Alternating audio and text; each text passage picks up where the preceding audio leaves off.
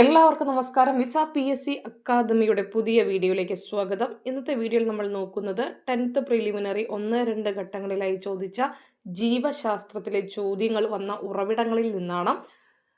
ജീവശാസ്ത്രം 10ാം തരം 2ാം ഭാഗത്തിൽ 5-6 അധ്യായങ്ങളിൽ നിന്നാണ് ചോദ്യങ്ങൾ വന്നത്.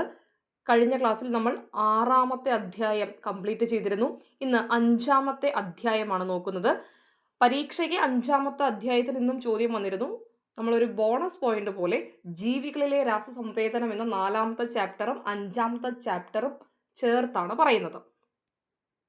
4ാമത്തെ അധ്യായം ജീവികളിലെ രാസസംവേദനം. ഹോളണ്ടിലെ സസ്യശാസ്ത്രജ്ഞനായ FW വെന്റ് സസ്യങ്ങളിലെ വളർച്ചയെക്കുറിച്ച് പഠിക്കുന്നതിനിടെ ഓട്സ് സസ്യത്തിന്റെ ബീജശീർഷാഗ്രം മുറിച്ചെടുത്ത് ജെല്ലി പോലുള്ള പദാർത്ഥമായ അഗറിന്റെ കട്ടയിൽ സൂക്ഷിച്ചു. കുറച്ചു മണിക്കൂറുകൾക്ക് ശേഷം അദ്ദേഹം ബീജശീർഷാഗ്രങ്ങൾ നീക്കം ചെയ്ത് അഗറിനെ ചെറിയ കഷ്ണങ്ങളായി മുറിച്ചെടുത്തു. ഓട്സിന്റെ ബീജശീർഷാഗ്രം മുറിച്ച ഭാഗത്ത് അഗറിന്റെ കട്ട വെച്ചപ്പോൾ സസ്യാഗ്രം മുകളിലേക്കും ഒരു വശത്തായി ചേർത്ത് വെച്ചപ്പോൾ എതിർവശത്തേക്കും വളഞ്ഞു വളരുന്നതായി ശ്രദ്ധിച്ചു. ബീജശീർഷാഗ്രത്തിൽ നിന്നും അഗറിലേക്ക് എത്തിയ രാസവസ്തുവാണ് സസ്യാഗ്രത്തിന്റെ വളർച്ചയ്ക്കിടയാക്കിയതെന്ന് പിന്നീട് കണ്ടെത്തുകയും ഇതിന് ഓക്സിൻ എന്ന് പേരിടുകയും ചെയ്തു. സസ്യങ്ങളുടെ വളർച്ചയെ സ്വാധീനിക്കുന്ന ഇത്തരം നിരവധി രാസവസ്തുക്കളെ പിൽക്കാല ശാസ്ത്രജ്ഞർ കണ്ടെത്തി. അവ സസ്യ ഹോർമോണുകൾ എന്നറിയപ്പെട്ടു. ഇപ്പം നോക്കിക്കേ, ബീജശീർഷാഗ്രത്തിൽ നിന്നും അഗറിലേക്ക് എത്തിയ രാസവസ്തുവാണ് സസ്യാഗ്രത്തിന്റെ വളർച്ചയ്ക്കിടയാക്കിയതെന്ന് മനസ്സിലാവുകയും ഇതിന് ഓക്സിൻ എന്ന് പേരിടുകയും ചെയ്യുകയാണ് അദ്ദേഹം. ഓക്കെ, അപ്പോൾ നമ്മളിതിൽ നോക്കുന്നത് പ്രധാനമായിട്ടും ഹോർമോണുകളെ കുറിച്ചും അല്ലേ, അതിൻ്റെ ജീവൽ പ്രവർത്തനങ്ങളെക്കുറിച്ചുമാണ്. അപ്പോൾ ഒരു സസ്യ ഹോർമോണാണ് ഓക്സിൻ എന്ന് മനസ്സിലാക്കണം. സസ്യത്തിൻ്റെ വളർച്ചയെ സ്വാധീനിക്കുന്ന ഓക്സിൻ എന്നത് ഒരു സസ്യ ഹോർമോണാണ്. ഓക്കെ, ഹോർമോണും ജീവൽ പ്രവർത്തനങ്ങളും. വിവിധ തരത്തിലുള്ള ഹോർമോണുകൾ സസ്യങ്ങളിലും ജന്തുക്കളിലും കാണപ്പെടുന്നു. എല്ലാ ഹോർമോണുകളും എല്ലാ കോശങ്ങളിലും പ്രവർത്തിക്കുന്നില്ല. ഒരു ഹോർമോൺ പ്രവർത്തിക്കുന്ന കോശത്തെ അതിൻ്റെ ലക്ഷ്യകോശം എന്ന് പറയുന്നു. ഒരു ഹോർമോൺ പ്രവർത്തിക്കുന്ന കോശമാണ് ടാർഗറ്റ് സെൽ അഥവാ ലക്ഷ്യകോശം എന്നറിയപ്പെടുന്നത്. ഏതൊരു ഹോർമോണിൻ്റെയും ലക്ഷ്യകോശത്തിൽ അതിന് അനുയോജ്യമായ റിസപ്റ്ററുകൾ ഉണ്ടായിരിക്കും. ഇവ കോശസ്തരത്തിലും കോശത്തിനുള്ളിലും കാണപ്പെടുന്നു. ഒരു ഹോർമോൺ പ്രവർത്തിക്കുന്ന കോശത്തെ ലക്ഷ്യകോശം എന്നും ഏതൊരു ഹോർമോണിൻ്റെയും ലക്ഷ്യകോശത്തിൽ അതിനൊരു അനുയോജ്യമായ റിസപ്റ്ററുകൾ ഉണ്ടാവും. ഈ റിസപ്റ്ററുകൾ നോക്കിക്കേ, കോശസ്തരത്തിലും കോശത്തിനുള്ളിലുമാണ് കാണപ്പെടുന്നത്. ഹോർമോണുകളും റിസപ്റ്ററുകളും ചേർന്ന് ഹോർമോൺ റിസപ്റ്റർ കോംപ്ലക്സ് ഉണ്ടാകുന്നു. ഈ സംയുക്തമാണ് കോശത്തിനുള്ളിലെ പ്രവർത്തനങ്ങളെ നിയന്ത്രിക്കുന്നത്. ജന്തുക്കളിൽ അന്തസ്രാവി ഗ്രന്ഥികൾ ഉൽപ്പാദിപ്പിക്കുന്ന ഹോർമോണുകൾ രക്തത്തിലൂടെ ലക്ഷ്യകോശങ്ങളിലെത്തുന്നു. സസ്യ ഹോർമോണുകൾ വേര്, കാണ്ഡം എന്നിവയുടെ അഗ്രഭാഗങ്ങളിലോ വിത്തുകളിലോ തളിരിലകളിലോ ആണ് ഉൽപ്പാദിപ്പിക്കപ്പെടുന്നത്. അവ കോശങ്ങളിൽ നിന്ന് കോശങ്ങളിലേക്കും സൈലത്തിലൂടെയോ ഫ്ലോയത്തിലൂടെയോ സംവഹനം ചെയ്യപ്പെട്ടും ലക്ഷ്യകോശങ്ങളിലെത്തുന്നു. അപ്പോൾ ലക്ഷ്യകോശങ്ങൾ എന്ന് പറഞ്ഞാൽ നമുക്കറിയാം ഹോർമോൺ പ്രവർത്തിക്കുന്ന കോശമാണ്. ലക്ഷ്യകോശങ്ങളും ഹോർമോണുകളും തമ്മിലുള്ള ബന്ധം എന്താണ്? ഏതൊരു ഹോർമോണും ലക്ഷ്യകോശത്തിൽ നിന്ന് അതിനനുയോജ്യമായ റിസപ്റ്ററുകളിലേക്ക് മാറ്റപ്പെടുന്നുണ്ട്. അപ്പോൾ ഹോർമോണുകളും റിസപ്റ്ററുകളും ചേർന്ന് ഹോർമോൺ റിസപ്റ്റർ കോംപ്ലക്സ് ഉണ്ടാകുകയും ഇത് കോശത്തിലെ പ്രവർത്തനങ്ങളെ നിയന്ത്രിക്കുകയും ചെയ്യുന്നു. ജന്തുക്കളിൽ അന്തസ്രാവി ഗ്രന്ഥികൾ ഉൽപ്പാദിപ്പിക്കുന്ന ഹോർമോണുകൾ രക്തത്തിലുള്ള ലക്ഷ്യകോശങ്ങളിലെത്തും. അത് സസ്യങ്ങളിലാണെന്നുണ്ടെങ്കിലോ വേര്, കാണ്ഡം എന്നിവയിലൂടെ അഗ്രഭാഗങ്ങളിലോ അല്ലെങ്കിൽ വിത്തുകളിലോ തളിരിലകളിലോ ആണ് ഉൽപ്പാദിപ്പിക്കപ്പെടുന്നത്. അതാണ് രണ്ടും തമ്മിലുള്ള വ്യത്യാസം. പാഠാരംഭത്തിൽ സൂചിപ്പിച്ച പരീക്ഷണത്തിൽ ഓക്സിൻ എങ്ങനെയാണ് സസ്യഭാഗം വളഞ്ഞു വരാൻ കാരണമാകുന്നത്? നോക്കിക്കേ, ഓക്സിൻ തന്മാത്രയും കോശ ദീർഘീകരണവുമാണ് ഇതിൽ നോക്കുന്നത്. സസ്യകാണ്ഡത്തിൻ്റെ നേരെ മുകളിലായി സൂര്യപ്രകാശം പതിക്കുമ്പോൾ ഓക്സിൻ കാണ്ഡത്തിൻ്റെ എല്ലാ വശങ്ങളിലേക്കും തുല്യമായി വിതരണം ചെയ്യപ്പെടും. അപ്പോൾ സസ്യകാണ്ഡത്തിന് നേരെയാണ് സൂര്യപ്രകാശം ലഭിക്കുന്നതെങ്കിൽ ഓക്സിൻ എന്ത് ചെയ്യുന്നു? ആ കാണ്ഡത്തിൻ്റെ എല്ലാ ഭാഗങ്ങളിലേക്കും തുല്യമായിട്ട് വിതരണം ചെയ്യപ്പെടും. ഇനി സസ്യകാണ്ഡത്തിന് ഒരു ദിശയിൽ നിന്ന് മാത്രം പ്രകാശം ലഭിക്കുമ്പോൾ ഓക്സിൻ കാണ്ഡത്തിൻ്റെ എതിർവശത്തേക്ക് നീങ്ങുന്നു. അവിടെയുള്ള കോശങ്ങളിലെ ഹോർമോൺ റിസപ്റ്ററുമായി ഓക്സിൻ കൂടി ചേർന്ന് ഹോർമോൺ റിസപ്റ്റർ കോംപ്ലക്സ് രൂപപ്പെടുകയും അതിൻ്റെ ഫലമായി കോശപ്രവർത്തനങ്ങളിൽ മാറ്റം വരികയും ചെയ്യുന്നു. ഇനി സസ്യകാണ്ഡത്തിന് ഒരു ദിശയിൽ നിന്ന് മാത്രമാണ് പ്രകാശം ലഭിക്കുന്നതെന്നിരിക്കട്ടെ, ഓക്സിൻ എന്ത് ചെയ്യുന്നു? ആ കാണ്ഡത്തിൻ്റെ എതിർവശത്തേക്ക് നീങ്ങും. അവിടെയുള്ള കോശങ്ങളിലെ ഹോർമോൺ റിസപ്റ്ററുമായിട്ട് ഓക്സിൻ എന്ത് ചെയ്യുന്നു? കൂടിച്ചേരുന്നു. അങ്ങനെ ഹോർമോൺ റിസപ്റ്റർ കോംപ്ലക്സ് രൂപപ്പെടുകയും അതിൻ്റെ ഫലമായി കോശപ്രവർത്തനങ്ങളിൽ മാറ്റം വരികയും ചെയ്യുന്നു. നിഴൽ വശത്തെ കോശങ്ങൾ ദീർഘീകരിക്കുകയും കോശ ദീർഘീകരണം സംഭവിച്ച ഭാഗം മറുവശത്തേക്ക് വളയുകയും ചെയ്യുന്നു. അപ്പോൾ നിഴൽ വശത്തെ കോശങ്ങളാണ് ദീർഘീകരിക്കുന്നത്. ഓർക്കണം, നിഴൽ വശത്തെ കോശങ്ങൾ ദീർഘീകരിക്കുകയും കോശ ദീർഘീകരണം സംഭവിച്ച ഭാഗം മറുവശത്തേക്ക് വളയുകയും ചെയ്യുന്നു. ഇനി സസ്യ ഹോർമോണുകളും അവയുടെ ധർമ്മവുമാണ് നമ്മൾ നോക്കുന്നത്. അതിൽ വളരെ പ്രധാനപ്പെട്ട സസ്യ ഹോർമോണുകൾ നോക്കിക്കേ. അനുകൂല സാഹചര്യങ്ങൾ ഉണ്ടാകുന്നതുവരെ അബ്സിസിക് ആസിഡ് വിത്തുകളുടെ സുപ്താവസ്ഥ നിലനിർത്തുന്നു. സുപ്തം എന്ന് പറഞ്ഞാൽ എന്താണ്? ഉറങ്ങുന്ന ഒരു അവസ്ഥയിലാണ് അല്ലേ. അനുകൂല സാഹചര്യങ്ങൾ ഉണ്ടാകുന്നതുവരെ അബ്സിസിക് ആസിഡ് വിത്തുകളുടെ സുപ്താവസ്ഥ നിലനിർത്തുന്നു. ജിബ്രനിലുകൾ വിത്തുകളുടെ സുപ്താവസ്ഥ ഇല്ലാതാക്കുന്നു. സൈറ്റോകിനിനുകൾ മുളയ്ക്കുന്ന വിത്തുകളിൽ കോശ വിഭജനത്തെയും വൈവിധ്യവൽക്കരണത്തെയും ഉത്തേജിപ്പിക്കുന്നു. അപ്പോൾ എന്താണ് അബ്സിസിക് ആസിഡ് ചെയ്യുന്നത്?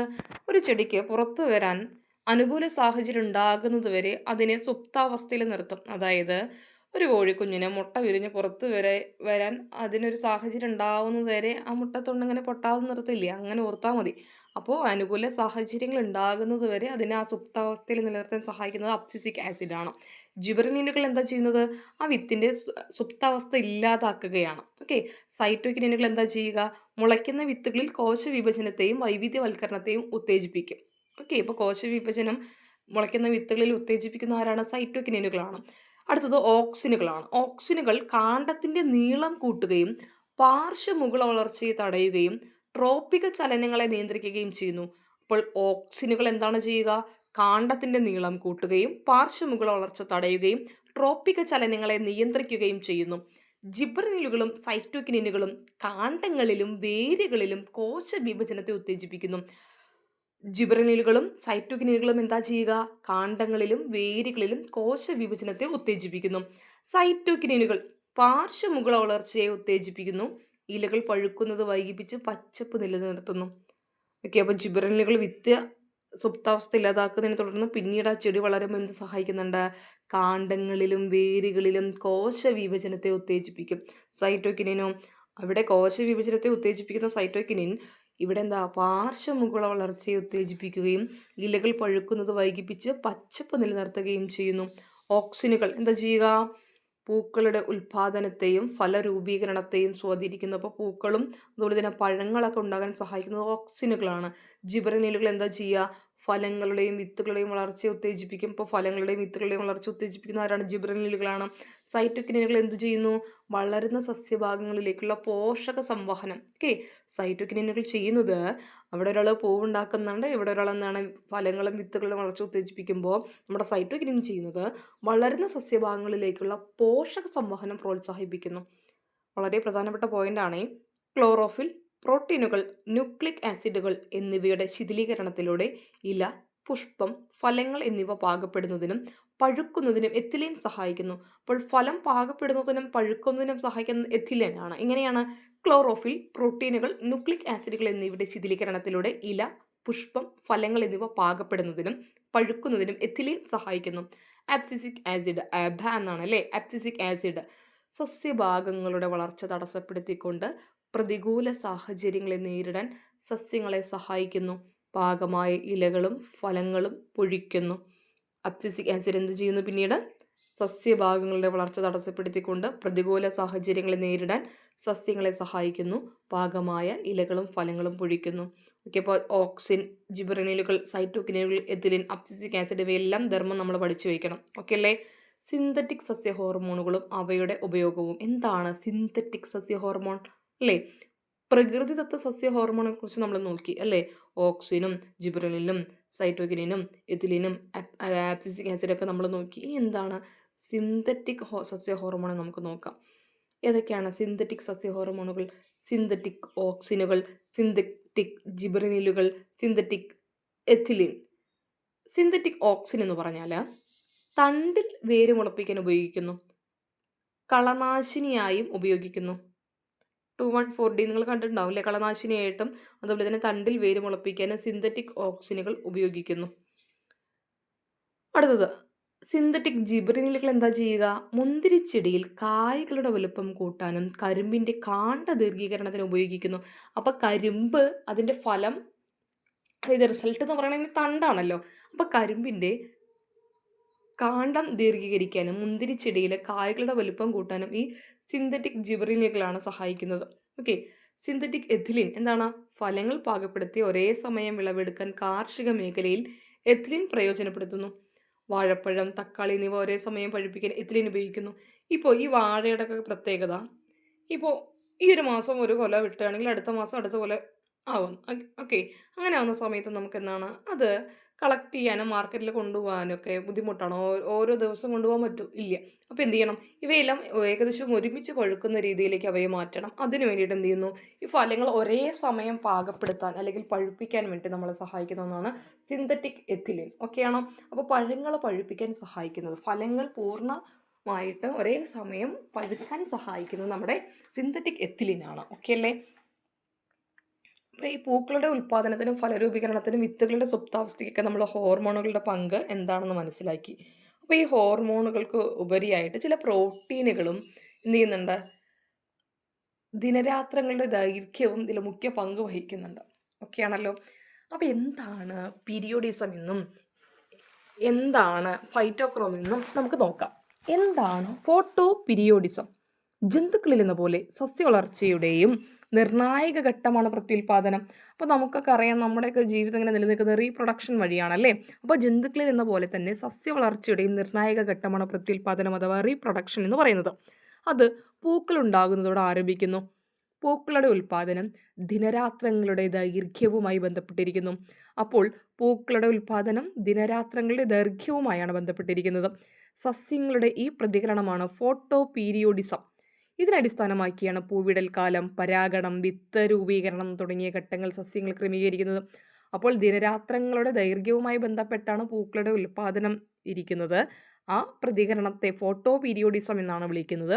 ഇതിനെ അടിസ്ഥാനമാക്കിയാണ് പൂവിടൽ കാലം, പരാഗണം, വിത്ത് രൂപീകരണം തുടങ്ങിയ ഘട്ടങ്ങൾ സസ്യങ്ങൾ ക്രമീകരിക്കുന്നത്. ഫോട്ടോ പീരിയോഡിസത്തിൽ പ്രകാശഗ്രാഹീയ വർണ്ണകമായ ഫൈറ്റോക്രോം, അപ്പോൾ പ്രകാശഗ്രാഹീയ വർണ്ണകമാണ് ഫോട്ടോ പീരിയോഡിസത്തിൽ പ്രകാശഗ്രാഹീയ വർണ്ണകമായി നിൽക്കുന്ന ആരാണ്? നമ്മുടെ ഫൈറ്റോക്രോമാണ്. ഒരു പ്രകാശഗ്രാഹി വർണ്ണകമാണ്. പറഞ്ഞേ, ഒരു പ്രകാശഗ്രാഹി വർണ്ണകമാണ് ഫൈറ്റോക്രോം. കാണ്ഡത്തിൻ്റെ അഗ്രത്തുള്ള പൂർണ്ണമായും വിരിഞ്ഞ ഇലകളിലാണ് ഫൈറ്റോക്രോം ഉൽപ്പാദിപ്പിക്കപ്പെടുന്നത്. ഈ ഇലകൾ ഫൈറ്റോക്രോമിൻ്റെ സഹായത്താൽ ദിനരാത്രങ്ങളുടെ ദൈർഘ്യം തിരിച്ചറിയുകയും പൂവിടാനുള്ള ഉദ്ദീപനം കാണ്ഡത്തിലെ അഗ്രമെരിസ്റ്റത്തിലേക്ക് എത്തിക്കുകയും ചെയ്യുന്നു. അതിനനുസരിച്ച് പൂക്കളുടെ ഉൽപ്പാദനത്തെ നിയന്ത്രിക്കുന്ന ജീനുകൾ ഉദ്ദീപിക്കപ്പെടുന്നു. പറഞ്ഞേ, എന്താണ് ഫൈറ്റോക്രോം? ഒരു പ്രകാശഗ്രാഹി വർണ്ണകമാണ്. അതായത് കാണ്ഡത്തിൻ്റെ അഗ്രത്തുള്ള പൂർണ്ണമായും വിരിഞ്ഞ ഇലകളുണ്ടല്ലോ, ആ ഇലകളിലാണ് ഈ ഫൈറ്റോക്രോം എന്ന് പറയുന്ന പ്രകാശഗ്രാഹി വർണ്ണകം ഉൽപ്പാദിപ്പിക്കപ്പെടുക. ഈ ഇല ഫൈറ്റോക്രോമിൻ്റെ സഹായത്തോടു കൂടി ദിനരാത്രങ്ങളുടെ ദൈർഘ്യം തിരിച്ചറിയും. അങ്ങനെയാണ് എന്ത് ചെയ്യുന്നത്? അത് പൂവിടാനുള്ള ഉദ്ദീപനം ഉണ്ടാവുകയും ആ കാണ്ഡത്തിലെ അഗ്രമെരിസ്റ്റത്തിലേക്ക് ആ ഉദ്ദീപനം എത്തിക്കുകയും ചെയ്യുക. ആ ഉദ്ദീപനത്തിനനുസരിച്ചാണ് പൂക്കളുടെ ഉൽപ്പാദനത്തെ നിയന്ത്രിക്കുന്ന ജീനുകൾ ഉദ്ദീപിക്കപ്പെടുക. അപ്പോൾ എന്താണ് ഫോട്ടോ പീരിയോഡിസം?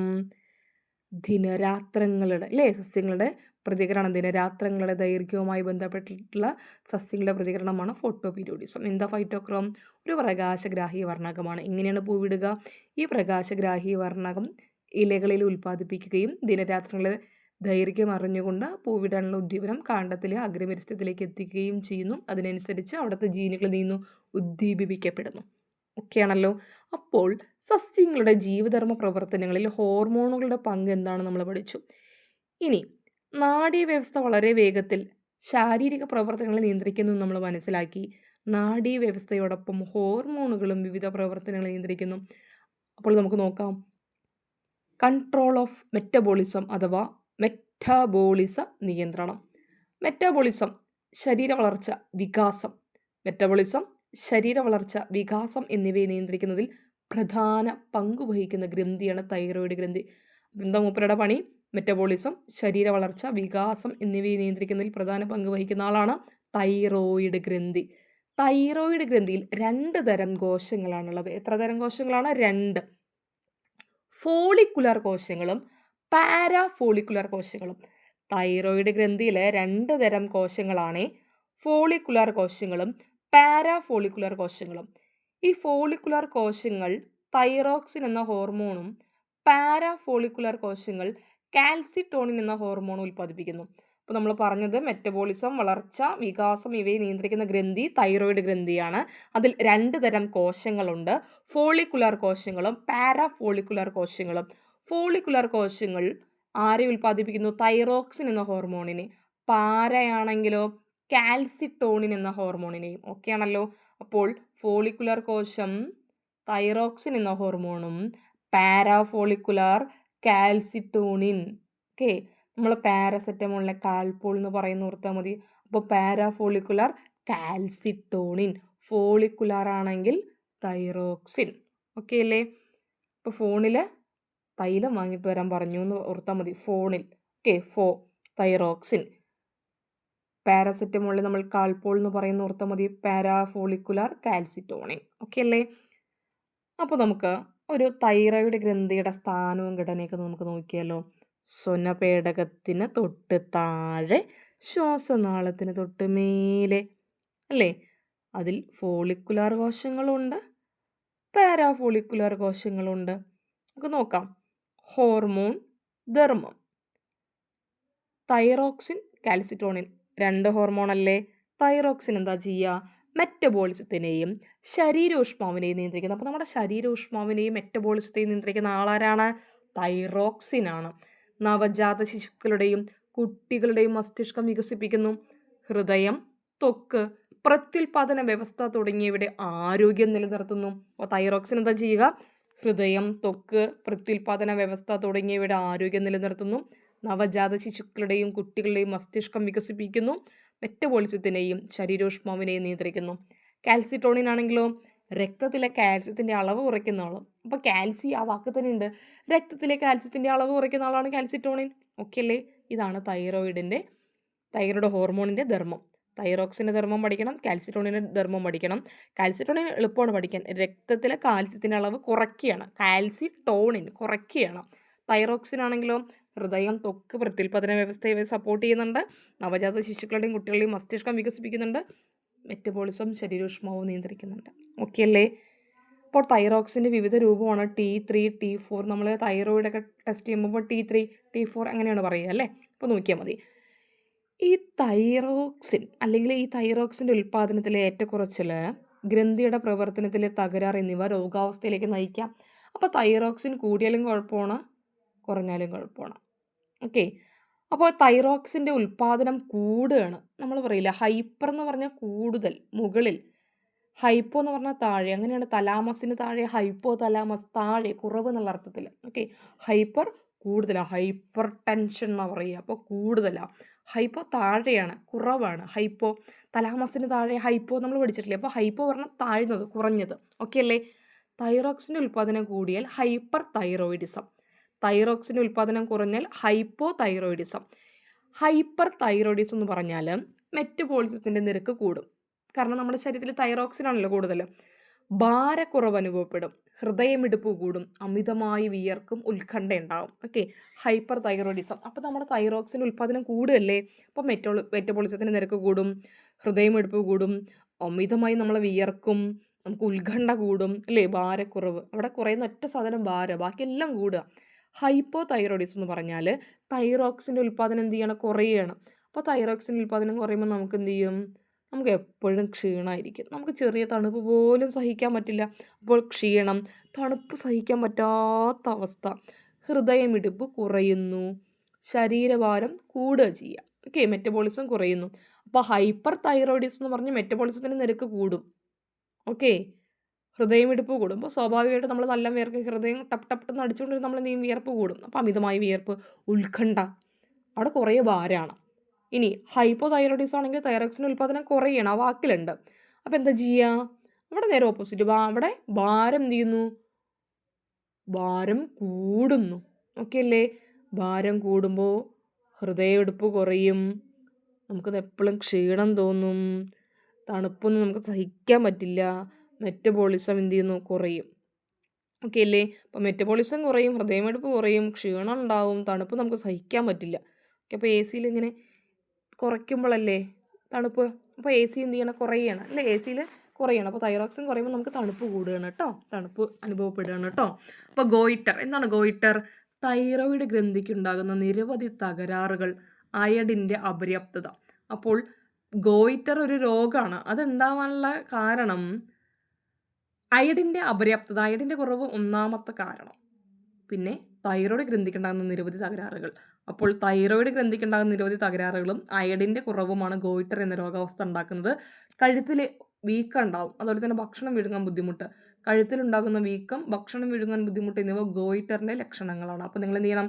ഇടയ്ക്കിടയ്ക്ക് പോയിട്ടൊന്ന് ടെസ്റ്റ് ചെയ്യണം. എന്ത്? തൈറോയിഡ്. നല്ലതാ. രക്തത്തിലെ കാൽസ്യത്തിൻ്റെ ക്രമീകരണം.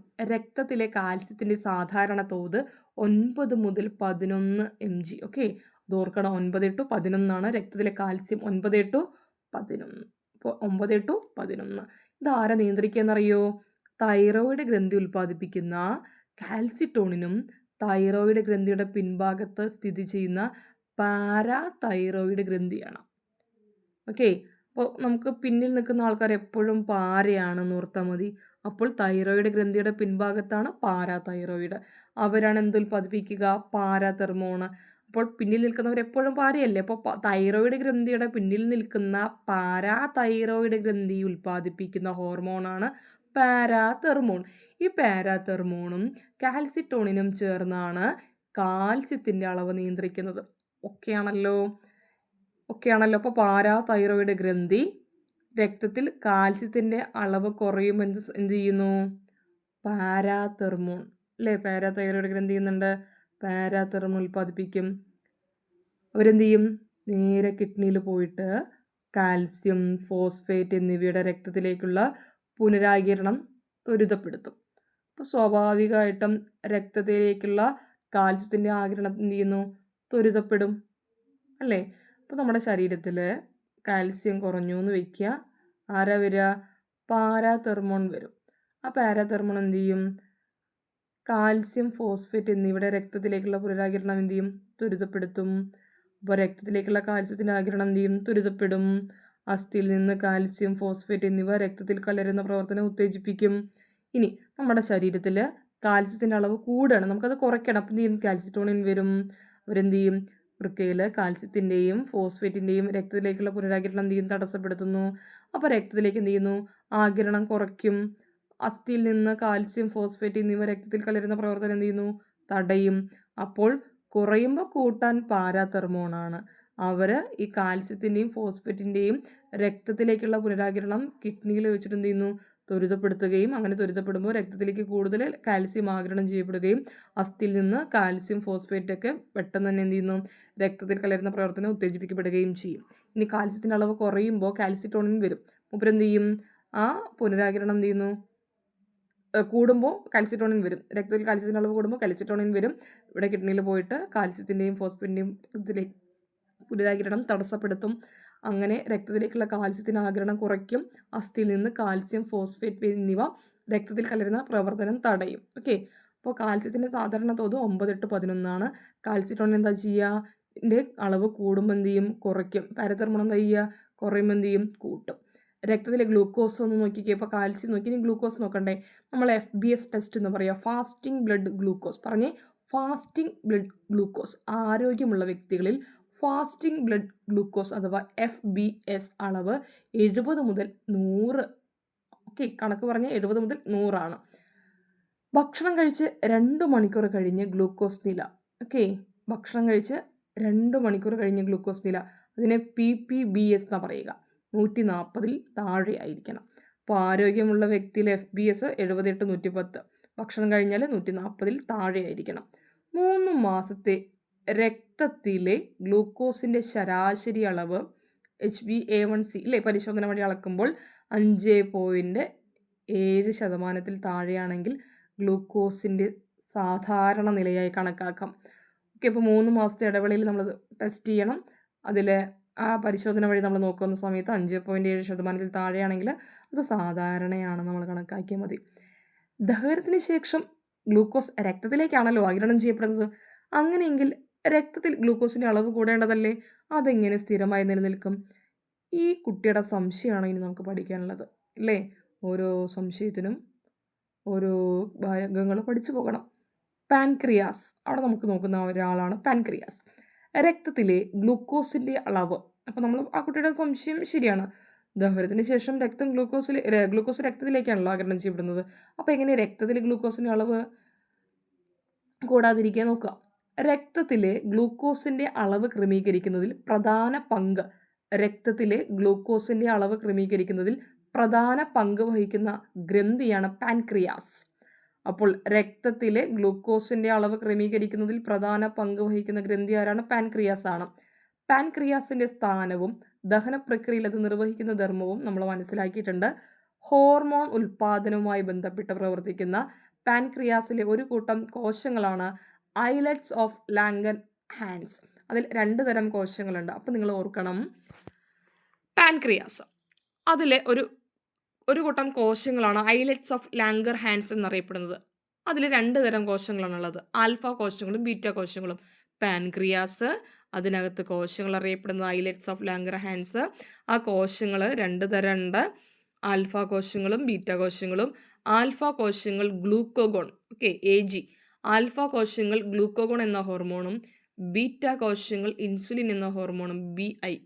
അപ്പോൾ AG ആൽഫ കോശം ഗ്ലൂക്കോഗോൺ ആണ്, BI ബീറ്റ കോശം ഇൻസുലിൻ എന്ന ഹോർമോൺ ഉൽപ്പാദിപ്പിക്കുന്നു. അപ്പോൾ നോക്കുക, അപ്പോൾ പാൻക്രിയാസിലെ ബീറ്റ കോശങ്ങൾ എന്ത് ചെയ്യുന്നു? പാൻക്രിയാസിലെ ബീറ്റ കോശങ്ങൾ ഇൻസുലിൻ ഉൽപ്പാദിപ്പിക്കും. അത് കോശത്തിലേക്കുള്ള ഗ്ലൂക്കോസ് പ്രവേശനം എന്ത് ചെയ്യും? ത്വരിതപ്പെടുത്തുന്നു. അങ്ങനെ രക്തത്തിൽ ഗ്ലൂക്കോസിൻ്റെ അളവ് കുറയും. ക്ലിയർ ആണല്ലോ? ഇപ്പോൾ സാധാരണ ഗ്ലൂക്കോസ് നില 78-100 നമുക്കറിയാം. അത് കൂടിയാൽ പാൻക്രിയാസിലെ ബീറ്റ കോശങ്ങൾ ഇൻസുലിൻ ഉൽപ്പാദിപ്പിക്കപ്പെടും. അപ്പോൾ നമ്മുടെ രക്തത്തിൽ ഗ്ലൂക്കോസിൻ്റെ അളവ് കുറയ്ക്കുന്നത് ഇൻസുലിനാണ്. ഇനി നമുക്ക് രക്തത്തിൽ ഗ്ലൂക്കോസിൻ്റെ അളവ് കുറഞ്ഞത് കൂട്ടണമല്ലോ.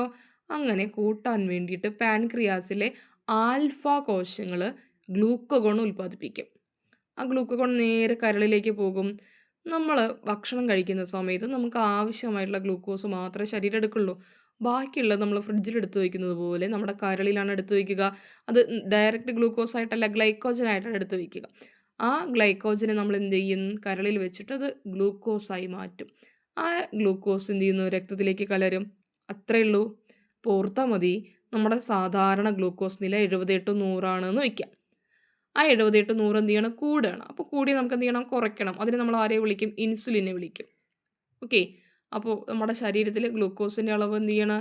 കൂടുകയാണ്. ഇൻക്രീസ് ചെയ്യുമ്പോൾ നമ്മൾ ഇൻസുലിനെ വിളിക്കും. ആരാണ് ഇൻസുലിൻ ഉൽപ്പാദിപ്പിക്കുക? പാൻക്രിയാസിലെ ബീറ്റ കോശങ്ങൾ. നമ്മൾ BI എന്നല്ലേ പറഞ്ഞത്? അപ്പോൾ പാൻക്രിയാസിലെ ബീറ്റ കോശങ്ങൾ ഇൻസുലിൻ ഉൽപ്പാദിപ്പിക്കുകയും ഇൻസുലിൻ കോശത്തിലേക്കുള്ള ഗ്ലൂക്കോസ് പ്രവേശനം ത്വരിതപ്പെടുത്തുകയും രക്തത്തിൻ്റെ ഗ്ലൂക്കോസിൻ്റെ അളവ് എന്ത് കുറയ്ക്കുകയും ചെയ്യും. ഇനി കുറഞ്ഞു എന്ന് വയ്ക്കുക, നമ്മൾ ഈ ഗ്ലൂക്കോസൊക്കെ ഗ്ലൈക്കോജനാക്കിയിട്ട് എവിടെയുണ്ട്? കരളിലുണ്ട്. അവിടെ നിന്ന് വിളിച്ചിട്ട് വരുമുണ്ടല്ലോ അല്ലേ? അപ്പോൾ ഈ പാൻക്രിയാസിൽ ആര് വരും? ആൽഫ കോശങ്ങൾ വരും. ആൽഫ കോശങ്ങൾ എന്ത് ചെയ്യുന്നു? AG അല്ലേ? ആൽഫ കോശങ്ങൾ ഗ്ലൂക്കോഗോൺ എന്ത് ചെയ്യുന്നു? ഉൽപ്പാദിപ്പിക്കും. ഗ്ലൂക്കോഗോൺ നേരെ കരളിൽ പോകും. ആ ഗ്ലൈക്കോജനെ ഗ്ലൂക്കോസ് ആക്കിയിട്ട് എന്ത് ചെയ്യും? രക്തത്തിൽ ഗ്ലൂക്കോസിൻ്റെ അളവ് കൂട്ടും. ഇത്രയേ ഉള്ളൂ. ക്ലിയർ ആണല്ലോ? അപ്പോൾ ഇൻസുലിൻ, ഗ്ലൂക്കോഗോൺ എന്നിവയുടെ പ്രവർത്തനത്തിൻ്റെ ഫലമായിട്ടാണ് നമുക്ക് രക്തത്തിലെ ഗ്ലൂക്കോസിൻ്റെ തോത് ക്രമീകരിക്കപ്പെടുന്നത്. അത് മനസ്സിലാക്കി വെച്ചാൽ മതി. അപ്പോൾ രക്തത്തിൽ അപ്പോൾ നോക്കിക്കുക, ഒരു ഗ്ലൂക്കോസ് ക്രമീകരണം അളവ് കൂടി നമുക്ക് എന്ത് ചെയ്യണം? കുറയ്ക്കണം. അപ്പോൾ നമ്മൾ എന്ത് ചെയ്യും? ഇൻസുലിൻ ഉൽപ്പാദിപ്പിക്കും. ആരെ ഉൽപ്പാദിപ്പിക്കുക? ബീറ്റ കോശങ്ങളെ ഉൽപ്പാദിപ്പിക്കുക. ബീറ്റ കോശങ്ങൾ എന്ത് ചെയ്യും? രക്തത്തിലേക്കുള്ള ഇതിൻ്റെ അളവ് എന്ത് ചെയ്യും? എടുക്കുന്ന കാൽസ്യത്തിൻ്റെ അളവ് ത്വരിതപ്പെടുത്തും. ഇനി അളവ് കുറയുമ്പോൾ നേരെ ആര് വരും? അവിടെ നമുക്ക് നോക്കേണ്ടത് ആൽഫ കോശങ്ങൾ എന്ത് ചെയ്യുന്നു? ഗ്ലൂക്കോഗോൺ ഉൽപ്പാദിപ്പിക്കും.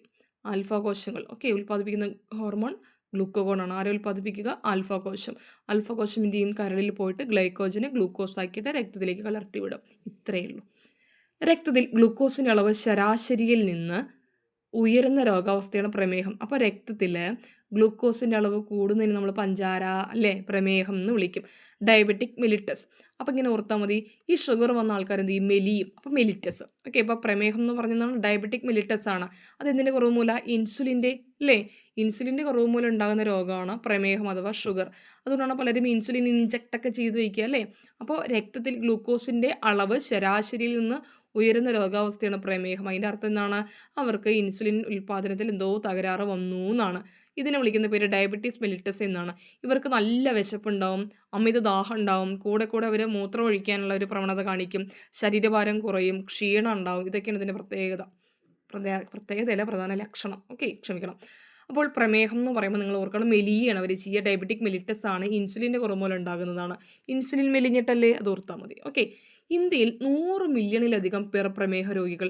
4 വർഷത്തിൽ 44% വർധനവ്. ICMR പഠനം. പ്രമേഹത്തെ അവഗണിക്കരുത്. പ്രമേഹ രോഗനിർണയ ക്യാമ്പിൽ പങ്കെടുത്ത 60% പേർക്കും പ്രമേഹ രോഗമുള്ളതായി കണ്ടെത്തി. ഇന്ത്യ ആഗോള പ്രമേഹ പട്ടികയുടെ മുകളിൽ. പ്രമേഹത്തിൻ്റെ കാര്യത്തിൽ കുടുംബ ചരിത്രത്തെക്കാൾ വലിയ പങ്ക് ജീവിതശൈലിക്കാണ്. പ്രമേഹത്തെ നിയന്ത്രിക്കുന്നു. നിങ്ങളുടെ സ്വപ്നങ്ങളെ തടസ്സപ്പെടുത്താൻ അനുവദിക്കാതിരിക്കുക. എന്താണല്ലേ, മൊത്തം എന്താണ്, പ്രമേഹത്തെക്കുറിച്ചാണ്. അപ്പോൾ നമുക്ക് നോക്കാം. പ്രമേഹ രോഗികളുടെ എണ്ണം ലോകവ്യാപകമായി വർദ്ധിച്ചു വരുന്നുണ്ട്.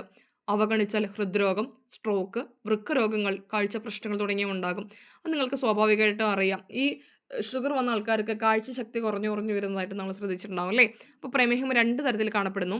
ഇൻസുലിൻ ഉൽപ്പാദനത്തിലെ ഏറ്റക്കുറച്ചിലുകൾ, ഭക്ഷണ നിയന്ത്രണമില്ലായ്മ, ഇൻസുലിൻ്റെ പ്രവർത്തനക്ഷമത കുറയൽ തുടങ്ങിയ കാരണങ്ങളാൽ ഉണ്ടാകുന്ന പ്രമേഹമാണ് ടൈപ്പ് 2 പ്രമേഹം.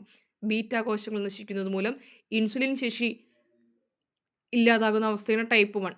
ഓക്കെ, അപ്പോൾ നോക്കിക്കേ, നമ്മുടെ ശരീരത്തിൽ നമ്മുടെ ജീവിതശൈലി കൊണ്ട് അല്ലേ, ആ ഇൻസുലിൻ ഉൽപ്പാദന ഏറ്റക്കുറച്ചിലുകൾ, നമ്മൾ ഭക്ഷണത്തിൽ നിയന്ത്രണമൊന്നും ഇല്ലാതെ തോന്നിയതുപോലെ കഴിക്കുകയൊക്കെ ചെയ്യുമ്പോൾ ഈ ഇൻസുലിൻ്റെ പ്രവർത്തനക്ഷമത കുറയും. അങ്ങനെ പ്രവർത്തനക്ഷമത കുറഞ്ഞുണ്ടാകുന്നതാണ് ടൈപ്പ് 2 പ്രമേഹം. ഇനി ഈ കുട്ടികളിലൊക്കെ കാണും അല്ലേ, അവരൊന്നും അറിഞ്ഞിട്ട് പോലും ഉണ്ടാവില്ല, അവർ പോലും അറിയാതെ അവരുടെ തന്നെ ഇൻസുലിൻ ഉൽപ്പാദന ശേഷി ഇല്ലാതാകുന്നൊരവസ്ഥ.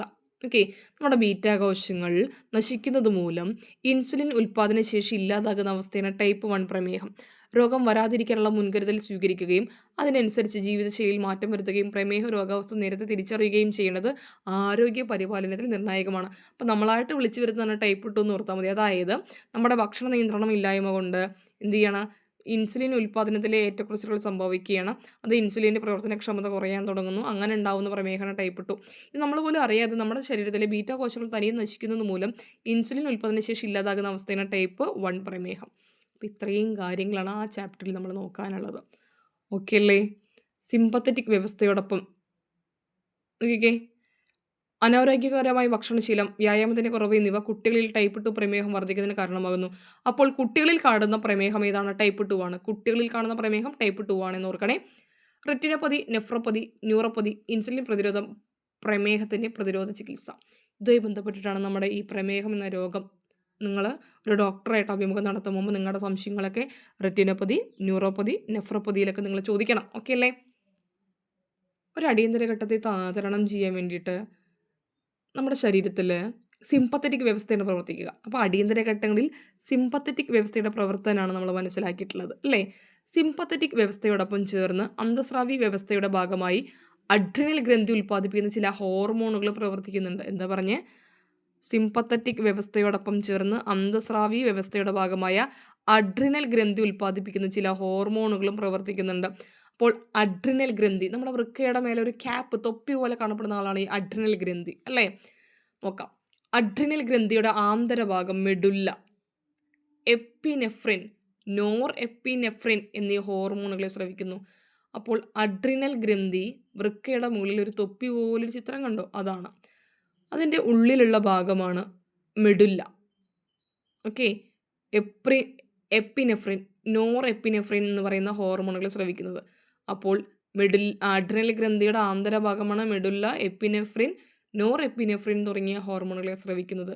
ഹൃദയമിടിപ്പും രക്തസമ്മർദ്ദവും വർദ്ധിപ്പിക്കുക, രക്തത്തിലെ ഗ്ലൂക്കോസിൻ്റെ അളവ് കൂട്ടുക, ഹൃദയം, പേശികൾ എന്നിവയ്ക്കുള്ള രക്തപ്രവാഹം കൂട്ടുക, ത്വക്കിലേക്കും ദഹന അവയവങ്ങളിലേക്കുമുള്ള രക്തപ്രവാഹം കുറയ്ക്കുക തുടങ്ങിയ ശാരീരിക മാറ്റങ്ങളിലൂടെ ഈ ഹോർമോണുകൾ സിമ്പത്തറ്റിക് വ്യവസ്ഥയോട് ചേർന്ന് അടിയന്തര ഘട്ടത്തെ നേരിടാൻ ശരീരത്തെ സുസജ്ജമാക്കുന്നു. അപ്പോൾ അഡ്രിനൽ ഗ്രന്ഥിയുടെ സ്ഥാനം നോക്കണം, ഭാഗങ്ങൾ നോക്കണം, മെഡുല്ല സ്രവിക്കുന്ന ഹോർമോണുകൾ നിങ്ങൾ നോക്കണം, അടിയന്തര ഘട്ടങ്ങളെ തരണം ചെയ്യുന്ന വിധം നോക്കണം. ഓക്കെ, അപ്പോൾ വൃക്കയുടെ മുകളിൽ തൊപ്പി പോലെ കാണപ്പെടുന്ന ആളാണ് നമ്മുടെ അഡ്രിനൽ ഗ്രന്ഥി.